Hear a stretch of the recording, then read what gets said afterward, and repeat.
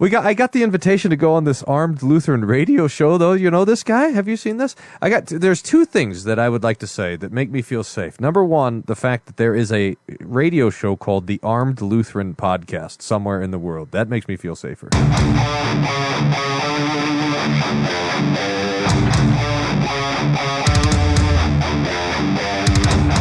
Bringing you law, gospel, and guns.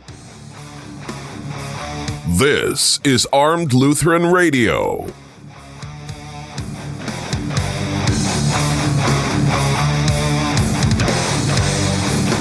Hey folks, welcome to another episode of Armed Lutheran Radio, a show about guns, hunting, competitive shooting, the natural right of self-defense, and what God's Word says about the issues surrounding gun rights and gun ownership. I'm your host, Lloyd Bailey, the Armed Lutheran, and this is episode number 496. Thank you so much for making Armed Lutheran Radio a part of your week again this week. Those of you who are returning, welcome back. Glad to have you here again. Those of you who are new, welcome aboard. We're counting down last 4 episodes before we hit 500. And I hope you will stick around for that as well. Got lots of fun stuff planned. Thank you to the members of the Reformation Gun Club, especially those of you who make this show possible through your annual and monthly contributions. Folks, if you would like to see the show continue beyond episode 500, visit Armed Lutheran Radio, visit www.armedlutheran.us and look for the Reformation Gun Club banner at the middle of the page and click on the button to contribute to the mission, or you can go to our crowdfunding site, which is at Give, Send, Go. You can reach that directly and then search for Armed Lutheran Radio, or you can go to www.reformationgunclub.com. Any amount that you give is greatly appreciated, and whether it's $1 a month, $1 a year, $100 a month, whatever the Spirit moves you to give, I sincerely appreciate and thank all of the members for your support over the years. It really is encouraging and important to us, and it's, we don't have any advertising or any sponsors, so we rely on these awesome people to help keep things going, and I am eternally grateful for the support that we've had from our members over the years. Thank you all so much. Again, www.reformationgunclub.com. All right. Today, we start our episode reading from the Idaho Statesman. Jordan Salinas and his girlfriend had planned a quiet Saturday, starting with horseback riding in Hagerman, safely out of cell phone range. They'd stop for lunch in my mouth won't work this morning. They'd stop for lunch in Twin Falls, he thought, and then hit the highway. All was going according to plan. Salinas pulled into the In-N-Out Burger off of Blue Lakes Boulevard around 2:30 p.m. on August 1st, 2026. Chaos followed as scores of people were fleeing through the doors. He figured it was a kitchen fire, and then he heard the pop, pop, pop of gunfire. Salinas ran towards it, which was an automatic response, mechanical, he would say later. The last thing he remembers was hearing his girlfriend shout his name, and then the shooting started again. The 35-year-old from Kimberly had unwittingly rolled into a mass shooting that would leave 3 victims dead and at least 7 others wounded on the edge of the Snake River Gorge. And he did what he could do to stop it. Salinas reached for his shoulder holster and drew an FN-57, a semi-automatic pistol with a suppressor fixed to the barrel. He worked through the framework he'd practiced for years. Salinas, I apologize if I'm mispronouncing it, is a healthcare worker, full-time caregiver to his wheelchair-bound brother. He began training seriously after a 2021 shooting at the Boise Town Square Mall that killed 2 people and injured several more. Gunmen, Salinas said, went after soft targets. A person in a wheelchair and the aide at his side would be as soft as they come. He started taking training seriously. He told the Idaho Statesman on Sunday, the day after the shooting, he shoots on weekends and he trains in the desert outside of Eden, a small town in eastern Jerome County. He never pointed a gun at so much as an animal, he said, and never thought he'd need to use anything he practiced. Yet he drilled a 4-step approach borrowed from the military every week, always the same. And this is maybe the first time I've ever seen a mainstream newspaper describe in any way at all, I started to say accurately, but in any way at all, what we know as the OODA loop, or OODA loop, OODA. Many of us have read about, have learned through training classes and videos and books. Observe, orient, decide, and act. Observe. Salinas ran from the car, gun drawn. Video posted on social media shows a man slinking. I don't know why they describe him as slinking behind in and out signs and shrubs, seeking out the source of the gunfire. Orient. Hidden from view, he established sight lines. He reminded himself to stay disciplined on the trigger. Soon he saw a man who police identified as 24-year-old Butthole McGee. I'm not going to use this guy's name. I do not name mass shooters on this show, so Butthole McGee works just as well as any. Standing by the drive-through window, and Salinas watched, as Butthole McGee lifted a rifle to his shoulder and started firing. Decide. Okay, Salinas thought, this is the guy.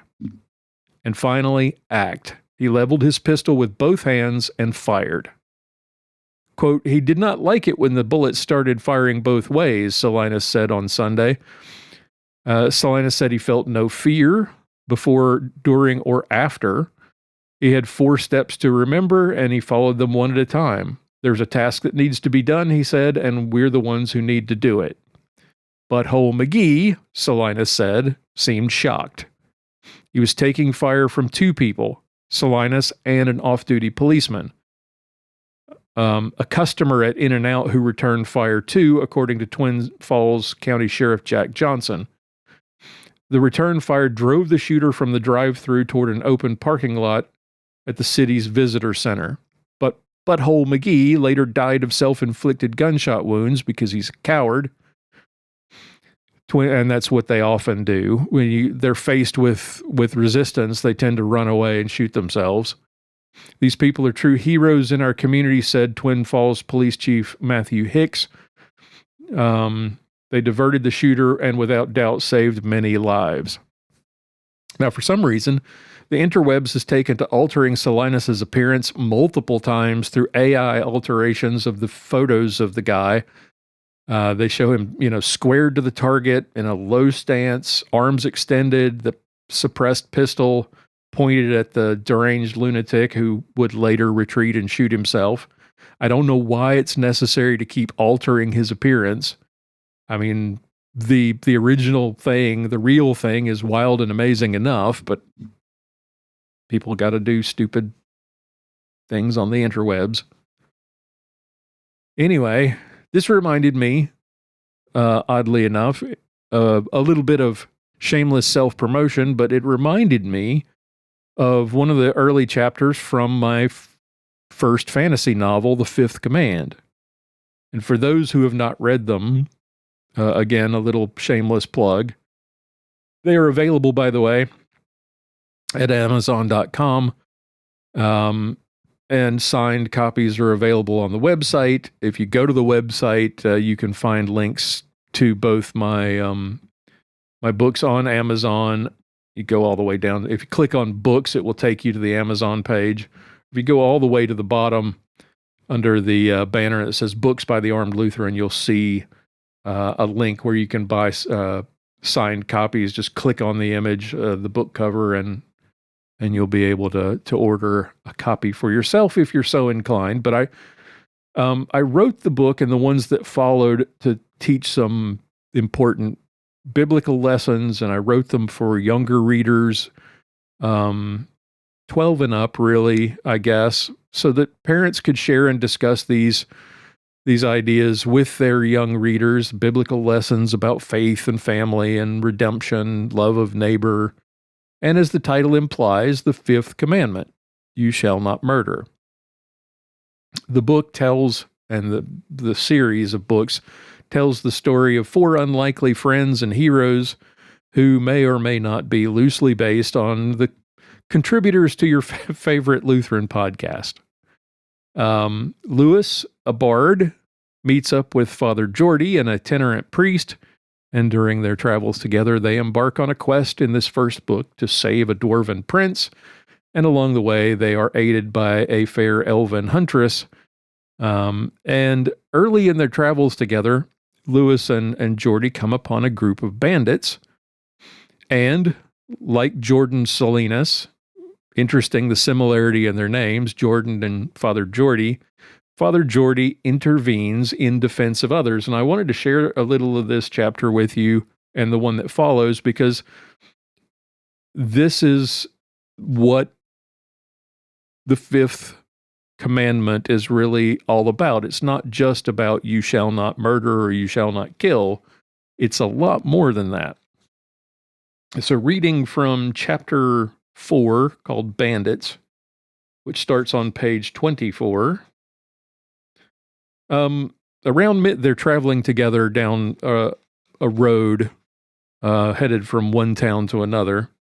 Around mid-afternoon, they entered another darkened passage where the trees grew close together and blocked out the sky above. The air was thick and the breeze no longer reached them. The priest stopped and placed a hand on his companion's shoulder. "What is it?" The priest held a finger to his lips, and they stood silently for a moment listening. Then Lewis heard it too. Horses, coming their way. They stepped off the road and into the brush and waited to see who might appear on the road ahead. Soon enough, 4 riders came into view. 3 men on large draft horses, dressed in light armor, clothed in sky blue and gold, the colors of the Duchy of Thone. They were all covered in dirt and dust from the road and darker stains as well. They were clearly heavily armed. A fourth, a dwarf with a close cropped hair and a long beard, was tied to the pommel of a gray mare.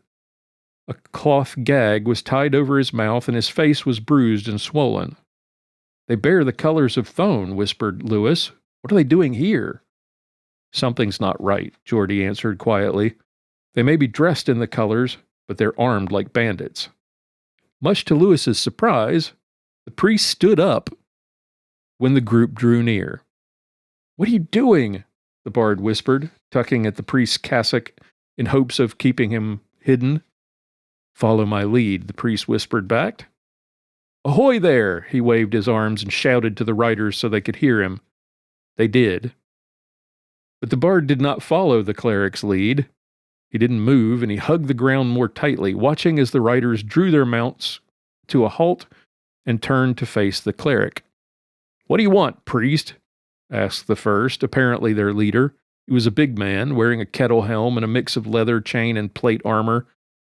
Long, stringy red hair hung down his shoulders, and his left cheek bore a long pink scar that parted his bushy red beard. "I say, what are you doing to that dwarf?" the priest shouted. "None of your concern. Away with you."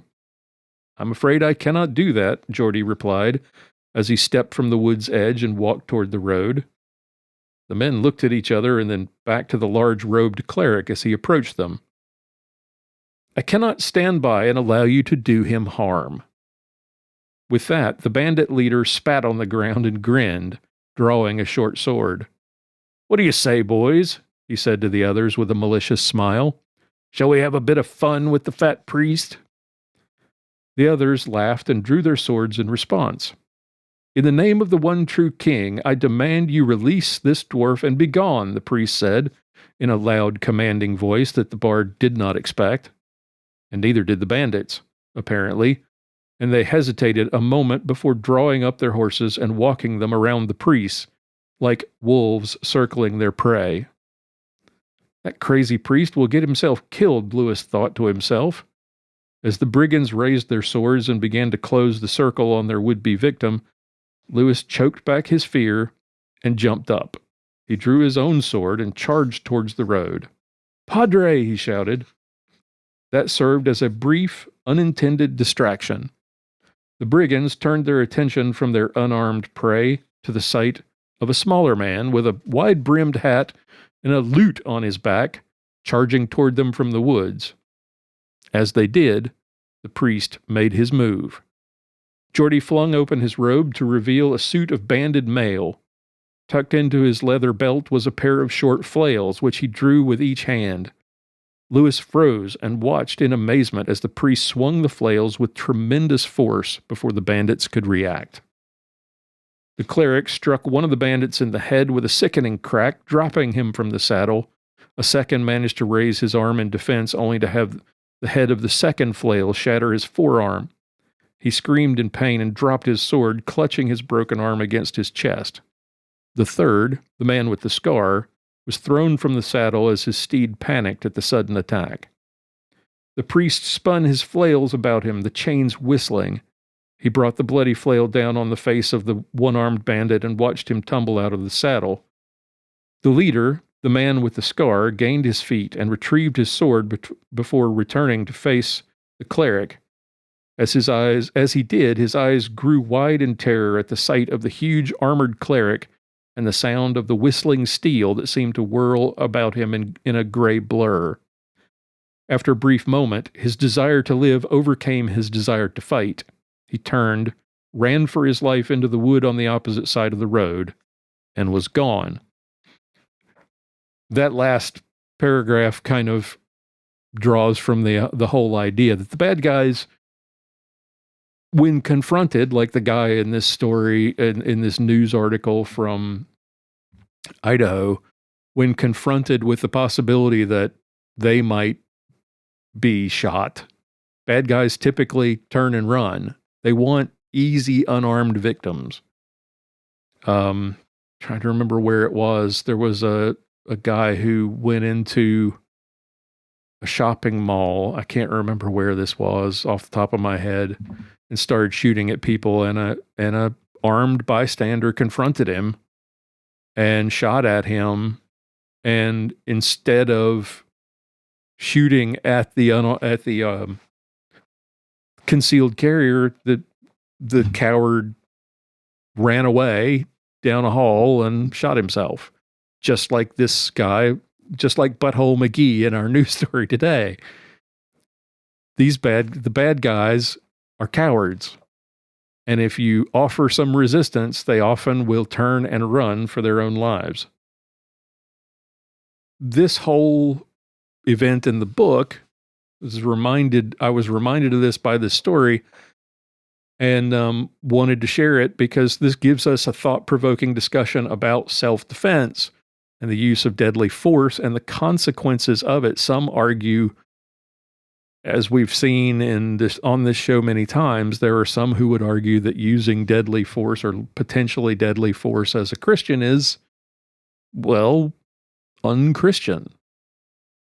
But as we've demonstrated on the show many times, and as you can read about in my book, Duty to Defend, also available at Amazon, by the way, a collection of articles by Lutheran pastors from around the country on the subject of gun rights and self-defense from a biblical perspective. And we've demonstrated in that book as well that it's simply not the case.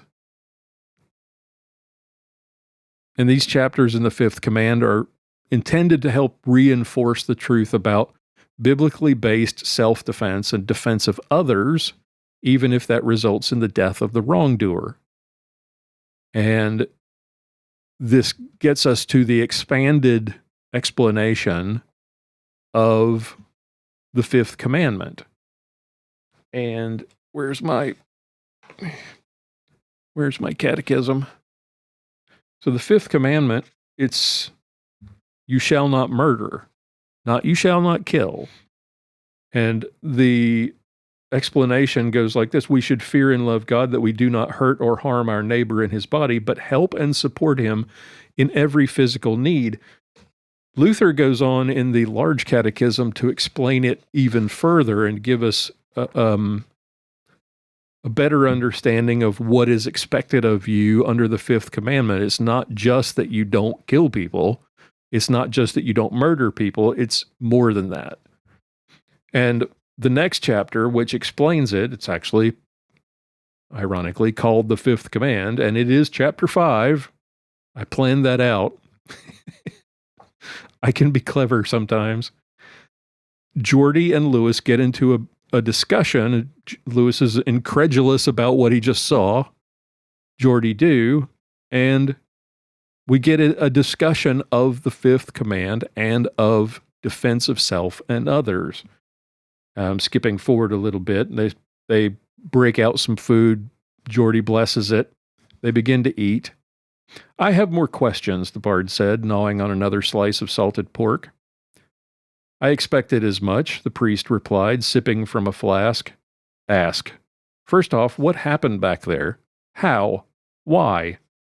The priest chuckled. One question at a time, Master Bard. Let's take the why first. Okay, why did you do that? Why not let them pass? The one true King has given us 10 commands to help us order our lives, to keep us from sin, but also to show us our sins so that we recognize our need for repentance. The fifth of those commands is that we should not kill, but it also means that we should help our neighbor in need. The dwarf? Lewis had never spent much time around dwarves. They tended to keep to themselves and rarely ventured beyond their own lands. Well, of course, said Jordy. He was in danger, and I could not allow him to come to harm if I could prevent it. Dwarves do not worship the one true King, Lewis protested. They have their own god, so why risk your life for him? The priest smiled gravely and stared into the fire momentarily before speaking again. It would be as if I saw someone laboring in deep water and could extend a hand to him to pull him out, but refused to do so. That is a paraphrase of a quote from the Large Catechism, where Martin Luther further explains the Fifth Commandment. What are you talking about? Lewis asks. If I had not tried to help that dwarf, what else would I appear, even in the eyes of the world, than as a murderer? So, in other words, if the fifth command is not just about not murdering people, it's about not allowing people to be murdered, if you can do something about it. If you have the means to save someone, just like if you see someone drowning and do nothing about it, if you have the means to stop someone from being harmed or killed, you should do it. Now, it doesn't mean you should recklessly charge in and throw your life away. In fact, at one point, a little further on, and let me read a little further and I'll explain that a little better. You cannot go jumping into other people's fights, the bard replied. That will get you killed. Mind your own business, I say, and that is an attitude that many people have, and it's not a bad one in this day and age with all the crazy road rage we see where people lose their freaking minds over the smallest of offenses. And Jordy acknowledges this. This is sound advice, Master Bard, but if I have the means to help another person, or a dwarf, or an elf in need, Jordy continued before Lewis interrupted again, elves too? We are all created by the one true King. The one true King, by the way, is the euphemism that I use throughout the books for God. He is the maker of heaven and earth, and all things visible and invisible, men, dwarves, and elves. Lewis started to protest, but Jordy continued, how can I live with myself if I do not act? How can I stand before the one true King and not be ashamed of my failure? This is what Jordan Salinas did in confronting Butthole McGee in Idaho.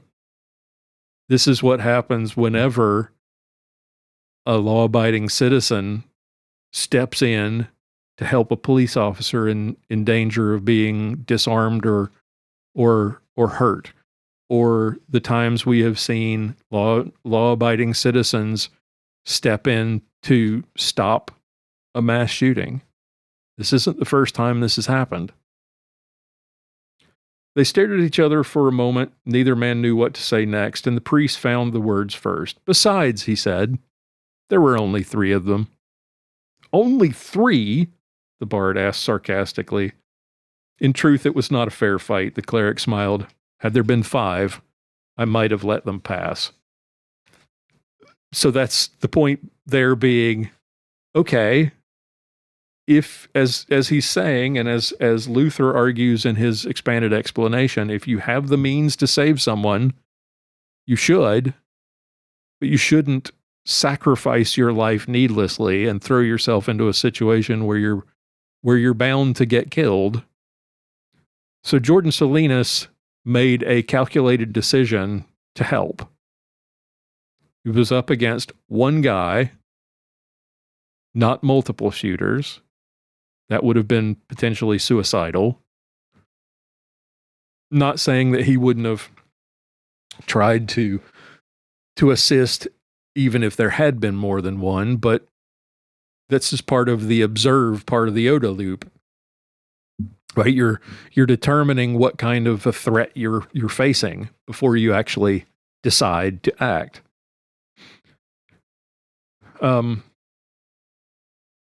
As you can see, Jordy says, I can handle myself. And this is where we get into a little bit about what the real meaning of the 5th command is. About that, the bard interjected, I thought you said the 5th command was about not killing.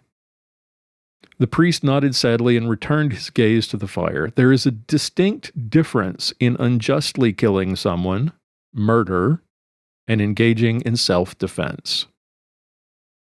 The bard's eyes narrowed as he examined his companion. Is this just your way of justifying what you did, or is that really what it says?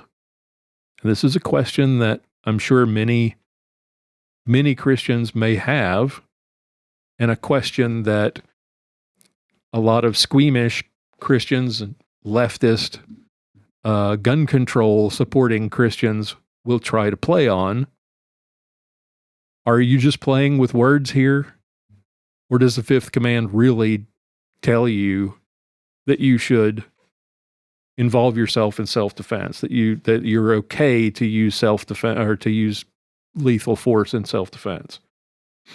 After a moment, Father Jordy took a deep breath, exhaled, and replied without taking his eyes from the fire. The one true King has granted us life in this world. Only he can take a life. But you took 2. The bard held up 2 fingers to emphasize the point. I did not take pleasure in killing those men, he said softly, but I do not justify my actions by twisting the words of the one true King. Remember, as we pointed out in the book, Duty to Defend, and I was talking, we did a little Bible study here at home the other night, talking about prosperity preachers. How do they come to these ideas? Where do they get these ideas that, would suggest that if you do this or that or the other, you'll get rich? How does someone like Joel Osteen get away with that? How does someone like James Tallarico argue, things like the Bible supports abortion and transing kids and this sort of thing? The Bible can be taken and twisted to mean just about anything if you take the words out of context, which is the whole purpose, by the way, of Duty to Defend. It's to take the verses that are commonly used in the gun rights debate, misused in the gun rights debate, and to put them into context so that you understand what they really mean and why they're not being used properly. Sometimes those verses are used in support of gun rights when they shouldn't be. If we refuse to defend life against the wicked men who would take it unjustly, Jordy said, what would be left but evil and torment in this life? Again, I'm paraphrasing the large catechism. We are commanded to love our neighbor, and that means defending our lives and those of others. And here's where it gets interesting, if it hasn't been interesting to you already. What about the lives of the bandits? Lewis countered. The priest finally looked up from the fire and fixed his gaze upon his companion. Those who live by the sword shall die by it. So this is quoting Jesus from the Garden of Gethsemane. And there are those who would take that particular passage and suggest that this means that you shouldn't use a gun even in self-defense. But the point of that verse is that if you rely on a gun, if you take up a gun and do evil with it, like Butthole McGee did in Idaho, you'll die by it. There's nothing wrong with the gun in and of itself or the sword. It's how you use it. It's what's in your heart when you use it. It's the purpose for which you use it. If you use it to do evil, you can expect to die by it. By the hands of the police or by the hands of someone like Jordan Salinas, God bless him. That's what you'll get. So this is just a small example of how I kind of use these books to tell a story that you can sit down with your young preteen or teenager and talk about these bigger, more complicated issues with a fun story along the way. It's just made me think of it, not just because Jordan and Jordy, kind of the ironic that they have the same or very similar names, but it made me think of this chapter and the fact that Jordan Salinas saw an injustice and stepped in to do something about it and risked his own life to do it. That is a perfect example of Luther's explanation of the Fifth Commandment. Love your neighbor means not just not killing him, but not allowing him to be killed if you can do something about it. All right, that's all I have for today. If you have any questions or any comments, any thoughts, let me know. I would love to hear from you. If you'd like a copy of any of the books, check out the website.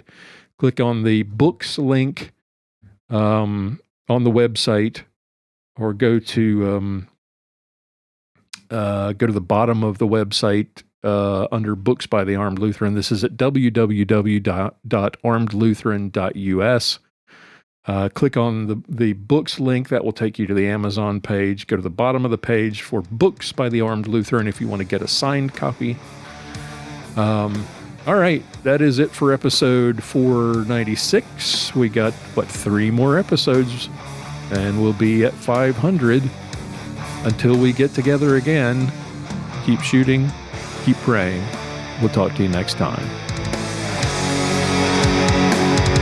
For show notes, be sure to visit our website at www.armedlutheran.us. Check out the Facebook page, The Armed Lutheran, or join our Facebook group, Fans of Armed Lutheran Radio.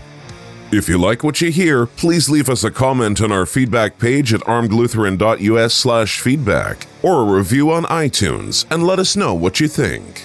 Thank you for listening to Armed Lutheran Radio.